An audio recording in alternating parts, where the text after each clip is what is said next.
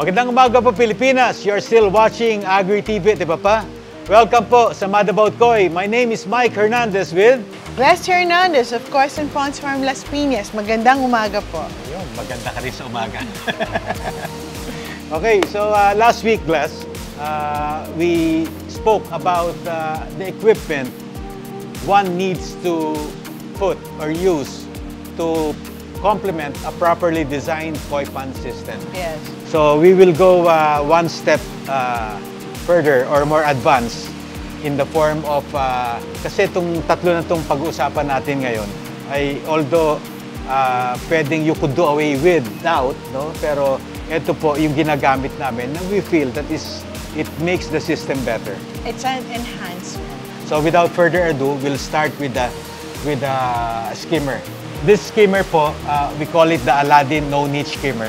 Ito po, this is made in the States.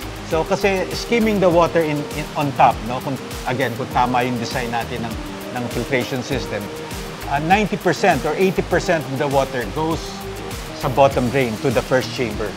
And then 20% or 10% of the water should be skimmed from the top using this device called Aladdin no-niche skimmer. Ang water po ninyo, pagka na-displace, bumaba from water level until 6 inches and below, humahabol po itong ano na to. Nag-a-adjust siya sa flow. Nag-a-adjust po siya.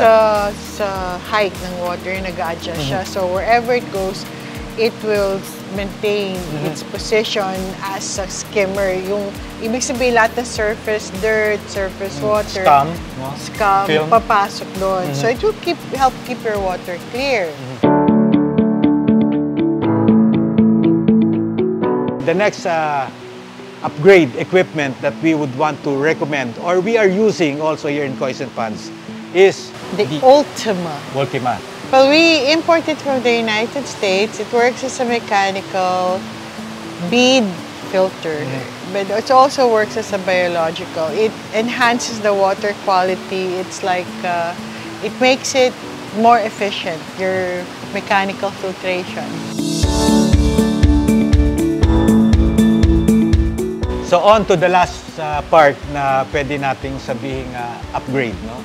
Upgrade kung paano nyo mapapaganda pa yung tubig nyo by using this equipment would be the Tomigay shower. No?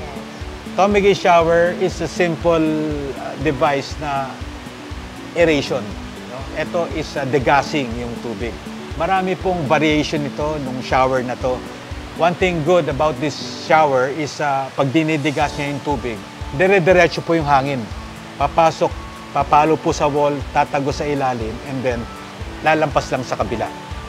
Again, ang purpose po namin when I conceptualize, design this Tomigay shower is to degas water.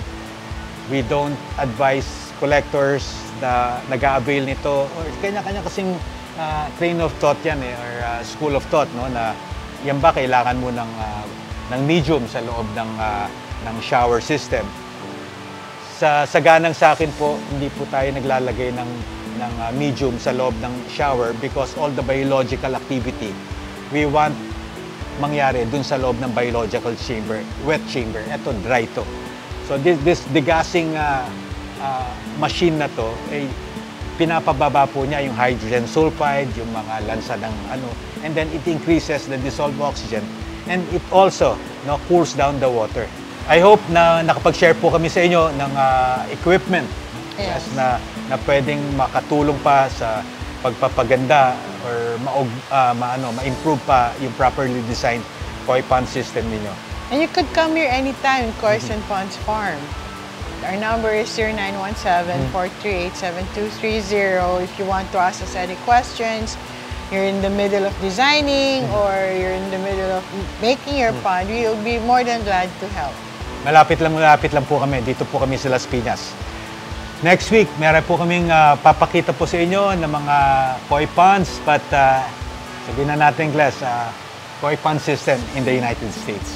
Yes. We will show you, we'll start it off with koi show sa Fresno, and then kausapin pa po natin yung ibang mga hobbies, friends, far sa bandang California area. Yeah. My name is Mike Hernandez. Join us again next week with my beautiful wife. Thank you. Bless Hernandez, of course, and Pons Farm Las Piñas. Maraming salamat. Maraming salamat po. Kita-kits next week. Bye-bye. Bye.